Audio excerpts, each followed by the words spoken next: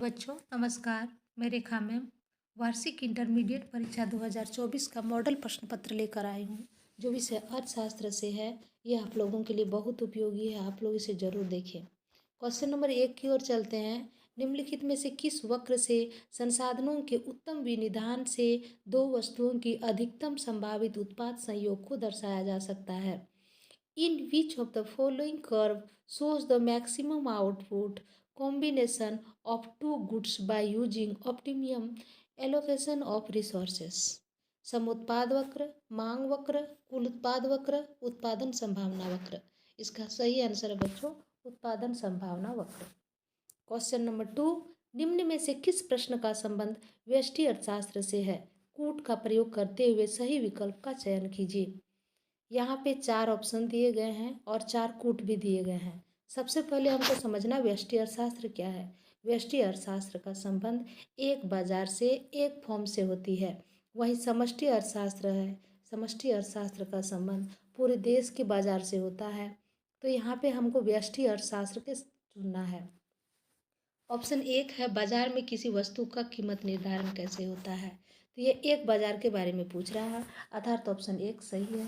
वहीं हम दूसरा देख रहे हैं देश में संसाधनों का विनिधान कैसे होता है, यानी पूरे देश के बाजार का संबंध के बारे में बता रहा है। यह समष्टि अर्थशास्त्र के क्षेत्र में आता है, अर्थात ऑप्शन बी गलत है। ऑप्शन 3 है एक फॉर्म का कुल निर्गत स्तर क्या है। यहाँ भी एक फॉर्म के बारे में पूछ रहा है, इसका संबंध व्यष्टि अर्थशास्त्र से है, अर्थात 3 सही है। वही 4 ऑप्शन है एक देश में वस्तुओं की कीमतें क्यों बढ़ती है। इसका संबंध समष्टि अर्थशास्त्र से है, अर्थात 4 भी गलत है। यहाँ हमको कोड ढूंढना है जिसमें कि 1 और 3 रहे। ये डी ऑप्शन है जहाँ पे 1 और 3 है, अर्थात डी ऑप्शन सही होगा। क्वेश्चन नंबर 3, निम्न में से किस इकाई में उपयोगिता को मापा जा सकता है?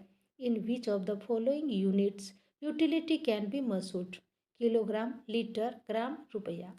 इसका सही ऑप्शन होगा बच्चों रुपया। किसी भी व्यक्ति की उपयोगिता को रुपया से मापा जाता है। हम लोग व्यवहारिक जीवन में भी देखते हैं कि जो हमारे लिए ज़्यादा उपयोगी है या ज़्यादा आवश्यक है उस पर हम ज़्यादा रुपया खर्च करना चाहते हैं, अर्थात यूटिलिटी को, उपयोगिता को रुपया से मापा जाता है। क्वेश्चन नंबर 4, यदि किसी वस्तु की मांग की कीमत लोच का मान 2 है तो उस वस्तु की मांग होगी पूर्णतया लोचदार, लोचदार, शून्य लोचदार, इकाई लोचदार। इसका सही आंसर होगा बच्चों लोचदार, ऑप्शन बी। क्वेश्चन नंबर 5, एक उपभोक्ता का अधिमान एकदिष्ट होता है। इस मान्यता के आधार पर एक उपभोक्ता दो वस्तुओं के निम्न बंडलों में से किन बंडलों पर उदासीन होगा?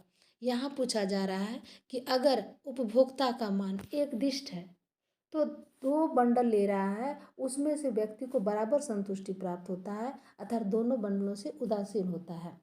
यहाँ ऑप्शन में ए में देख रहे हैं 3, 4, बी में 6, 7, सी 1, 2 और डी 5, 7।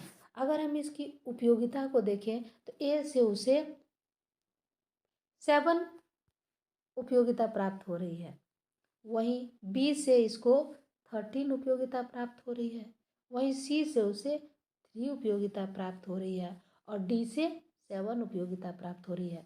हम देख रहे हैं ए और डी से 7 उपयोगिता प्राप्त हुई है, अर्थात ए और डी बंडलों को लेने पर उनको उदासीन रहेगा, दोनों से उसको समान संतुष्टि प्राप्त होगी।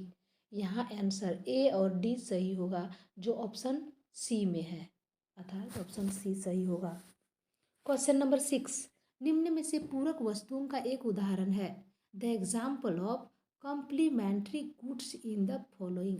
इसमें से पूरक वस्तु को ढूंढना होगा। पूरक वस्तु कहने का अर्थ है कि एक के बिना एक बेकार है, एक की ज़रूरत है तो हमें दूसरे की भी ज़रूरत होगी, अर्थात यहाँ पे हम देखते हैं कलम और स्याही। कलम अगर है तो हमें स्याही की ज़रूरत है, अगर स्याही है तो स्याही के लिए कलम की ज़रूरत होगी, अन्यथा ये दोनों बेकार होंगे। वहीं हम ऑप्शन ए में देख रहे हैं चाय और कॉफ़ी। ये चाय और कॉफ़ी प्रतिस्थापित वस्तु है जिसमें अगर चाय होगा या फिर कॉफ़ी होगा हम एक के बदले एक का प्रयोग कर सकते हैं। कलम और जूते ये भी प्रतिस्थापित वस्तु नहीं है। वहीं पे हम रसगुल्ला और गुलाब जामुन है तो ये प्रतिस्थापित वस्तु है। क्वेश्चन नंबर 7, सामान्यतः एक औसत उत्पाद वक्र का आकार होता है। Generally the shape of average product curve is, एक सरल रेखा, यू आकार का, अति परवलय, उल्टे यू आकार का। इसका सही आंसर होगा बच्चों उल्टे यू आकार का, ऑप्शन डी सही है। क्वेश्चन नंबर 8, पैमाने का स्थिर प्रतिफल के उत्पादन फलन में यदि साधनों को 2 गुना वृद्धि होती है तो उत्पादन में वृद्धि डैश होगी, 4 गुना, 1 गुना, 2 गुना, 3 गुना। इसका सही आंसर होगा 2 गुना। अगर उत्पादन फलन में साधनों को 2 गुना वृद्धि होती है तो उत्पादन में भी 2 गुना वृद्धि होती है। क्वेश्चन नंबर 9, निम्नलिखित चित्र में आयत OABC का क्षेत्रफल क्या दर्शाता है? What does the area of rectangle OABC show in the following figure? तो यहाँ पे हम OABC जो कि ऑप्शन डी सही है, जो कुल स्थिर लागत को दर्शाता है। क्वेश्चन नंबर 10, पूर्ण प्रतियोगी बाजार में फर्मों की संख्या होती है। इसका ऑप्शन डी सही है। पूर्ण प्रतियोगी बाजार में बहुत ज़्यादा क्रेता और विक्रेता दोनों होते हैं। क्वेश्चन नंबर 11, एक पूर्ण प्रतियोगी फर्म के संतुलन की शर्त निम्न में से कौन सी है?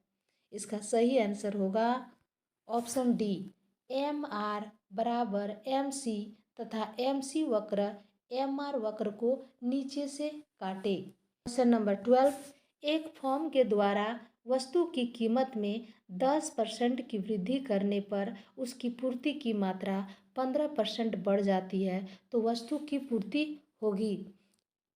If the quantity supplied is increased by 15% due to an increment to 10% in the price of goods by a firm, then the supply of goods will be।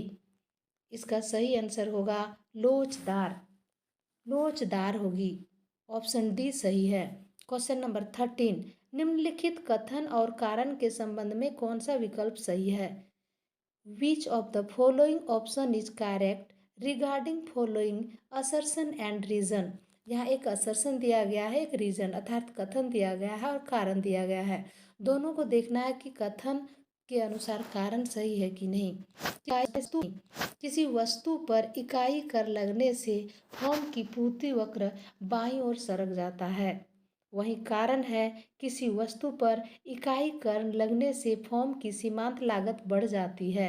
अर्थात ये दोनों सही हैं तथा ये AR का सही व्याख्या है, ऑप्शन सी सही होगा। क्वेश्चन नंबर 14, किसी वस्तु की मांग में वृद्धि होने से संतुलन कीमत पर क्या प्रभाव पड़ता है? What is the effect of increase in demand for goods of equilibrium price? संतुलन कीमत में वृद्धि होती है, संतुलन कीमत में कमी होती है, संतुलन कीमत अपरिवर्तित रहती है, संतुलन कीमत शून्य हो जाती है। इसका सही आंसर होगा संतुलन कीमत में वृद्धि होती है, ये सही होगा। क्वेश्चन नंबर 15, बाजार में मांग अधिक की स्थिति कब उत्पन्न होती है? तो when will the situation of excess demand rise? when, जब मांग की अधिक होगी तो हम सप्लाई कम रहेगा तो मांग अधिक होगी, ऑप्शन सी सही होगा। क्वेश्चन नंबर 16, पूंजीवादी अर्थव्यवस्था के संबंध में निम्नलिखित में से कौन सा कथन सत्य है? Which of the following statement about capitalist economy? Capitalist economy वहाँ होता है जहाँ पर उत्पादन के साधनों पर निजी स्वामित्व होता है, सरकार का कोई नियंत्रण नहीं होता, अर्थात ऑप्शन ए सही होगा। मान लिया जाए एक देश में 2 लाख व्यक्ति रोजगार में संलग्न है तथा 10,000 व्यक्ति कार्य करने को इच्छुक है, लेकिन उन्हें काम नहीं मिल पा रहा है, तो देश में बेरोजगारी दर क्या होगी? Let assume that in a country there are 2 lakh people are employment and 10,000 people are willing to work but they do not get any. Then what will be then unemployment rate in the country. हमको यहाँ बेरोजगारी दर निकालना होगा। बेरोजगारी दर निकालने के लिए हमें बेरोजगारों की संख्या लिख करके उसमें कुल देश की रोजगार में लगे हुए संलग्न व्यक्ति से भाग देना होगा। तो इस तरह से हमें बेरोजगारी दर प्राप्त हो जाएगा। इसका सही आंसर होगा ऑप्शन सी 5%। क्वेश्चन नंबर 18, अर्थशास्त्र की भाषा में निवेश शब्द से क्या अभिप्राय है। शेयर का क्रय, जमीन का क्रय, बीमा योजनाओं में मुद्रा खर्च करना, पूंजीगत वस्तुओं की स्टॉक में वृद्धि। निवेश शब्द का अर्थ होता है पूंजीगत वस्तुओं के स्टॉक में वृद्धि। ऑप्शन डी सही है। क्वेश्चन नंबर 19, आय के चक्रीय प्रवाह के दो क्षेत्रक मॉडल में कारक सेवाओं का प्रवाह किस दिशा में होता है। आय के जहाँ चक्रीय प्रवाह होता है जो दो क्षेत्रक है वो परिवार से फर्म की ओर होता है, अर्थात इसका बी ऑप्शन सही है। क्वेश्चन नंबर 20, सरकार द्वारा भुगतान की गई वृद्धा पेंशन की राशि निम्नलिखित में से किस समुच्चय का एक भाग होती है। The old age pension paid by the governments, the part of which of the following aggregates. इसका सही आंसर होगा व्यक्तिगत आय, पर्सनल इनकम में इसका काउंटिंग होता है। क्वेश्चन नंबर 21, निम्नलिखित में से विनिमय का एक सौर मान्य माध्यम कौन सा है। Which of the following is the universally accepted medium of exchange. तो सौर मान्य माध्यम जो कि हमेशा लेन देन में प्रयोग होता है वह मुद्रा होता है, मनी। हालांकि चेक बुक, डिमांड ड्राफ्ट, बंद पत्र ये सब भी विनिमय का माध्यम है, लेकिन यह सौर मान्य माध्यम पूछा गया है तो इसका सही आंसर डी होगा। क्वेश्चन नंबर 22, ब्याज दर में वृद्धि का मुद्रा की नकदी मांग में क्या प्रभाव होता है। मुद्रा की नकदी मांग में वृद्धि होती है, मुद्रा की नकदी मांग में कमी होती है, मुद्रा की नकदी मांग अपरिवर्तित रहती है, मुद्रा की नकदी मांग शून्य हो जाती है। इसका सही आंसर है बच्चों बी, मुद्रा की नकदी मांग में कमी होती है। क्वेश्चन नंबर 23, अर्थशास्त्र में मुद्रा की पूर्ति को बढ़ाने के लिए एक केंद्रीय बैंक द्वारा अपनाए गए निम्न उपाय हैं। निम्न कूटों का प्रयोग करते हुए सही विकल्प का चयन कीजिए। Following are the method adopted by the central bank to increase the supply of money in an economy. Choose the correct option by using following codes. यहाँ कोड दिया गया है, कोड को चयन करना है। यहाँ तीन ऑप्शन है, बैंक दर में कमी, प्रतिभूतियों की बिक्री, कोष अनुपात में कमी। यहाँ नीचे कोड दिए गए हैं A B, B C, A C, A B C. यहाँ पे अगर किसी भी अर्थव्यवस्था में मुद्रा की पूर्ति को बढ़ाना होता है तो केंद्रीय बैंक बैंक दर में कमी कर देते हैं, अर्थात ऑप्शन ए सही होगा। वहीं पर प्रतिभूतियों की बिक्री ये गलत होगा। कोष अनुपात में कमी ये भी सही होगा। ए और सी सही है, ऑप्शन सी में ए एंड सी है, ये सही है। क्वेश्चन नंबर 24, निम्नलिखित में से किस कर को कागजी कर कहा जाता है। Which of the following is know us paper tax. तो संपत्ति कर को पेपर टैक्स कहा जाता है, कागजी कर कहा जाता है। ऑप्शन सी सही होगा। क्वेश्चन नंबर 25, निम्न में से प्रत्यक्ष कर का उदाहरण कौन सा है। Which of the following is an example of direct tax. कर दो प्रकार के होते हैं, प्रत्यक्ष कर और अप्रत्यक्ष कर। तो अप्रत्यक्ष कर अलग होते हैं जबकि प्रत्यक्ष कर निगम कर को कहा जाता है। ऑप्शन नंबर सी सही है। क्वेश्चन 26, यदि आय में परिवर्तन से उपभोक्ता का उपभोग व्यय अपरिवर्तित रहता है तो इस स्थिति में एमपीसी का मान क्या होगा। If the consumption expenditure of consumer remains unchanged due to change in income, then what will be the value of MPC? अगर किसी उपभोक्ता का आय में वृद्धि हो गया लेकिन उपभोग व्यय में कोई परिवर्तन नहीं होता है तो MPC 0 होता है, अर्थात ये सी सही होगा। क्वेश्चन नंबर 27, निम्न में से समग्र मांग का एक घटक नहीं है। उपभोग व्यय, निवेश व्यय, निवल निर्यात, वित्तीय परिसंपत्तियों पर व्यय। इसका सही आंसर होगा डी, वित्तीय परिसंपत्तियों पर व्यय। क्वेश्चन नंबर 28, कुल निर्गत में परिवर्तन तथा स्वायत्त निवेश में परिवर्तन का अनुपात क्या कहलाता है? What the ratio of change in autonomous increment and change in the total output in called? सीमांत उपभोग प्रवृत्ति, बचत औसत प्रवृत्ति, गुणांक, सीमांत की औसत प्रवृत्ति। इसका ऑप्शन सी सही होगा, गुणक। क्वेश्चन नंबर 29, विदेशी विनिमय दर क्या है? What is the foreign exchange rate?